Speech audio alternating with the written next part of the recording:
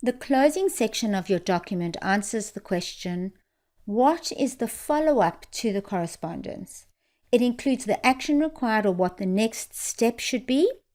It includes the details needed to perform the required action and needs to be positive and logically obvious. It's the writer's final message.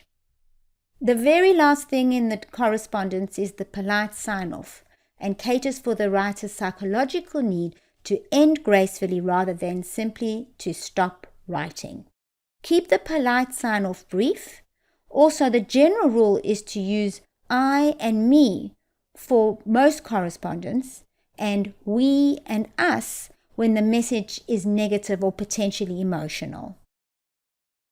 Let's have a look at some examples that can be used for many situations. Probably the most commonly used example is, if you have any questions, please call me. Please let me know if you need any further information. I look forward to our next contact. And finally, I look forward to working with you on the project. With sales proposals, you can sign off with, I'll call today to schedule a meeting. I hope to hear from you soon regarding the offer. I look forward to receiving confirmation. And I hope you find the quotation acceptable and look forward to hearing from you.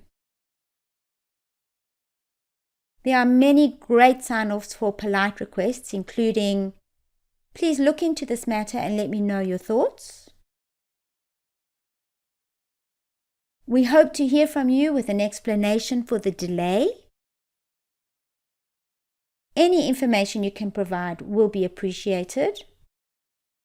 And many thanks in advance for any help you may be able to provide. The most difficult kind of closings are for responses to complaints. Here are 3 that can help end a difficult document type in a positive way. We can assure you that we take this type of incident seriously and thank you again for bringing it to our attention. We assure you that we are doing all we can to resolve the issue and apologize again for the inconvenience it has caused you.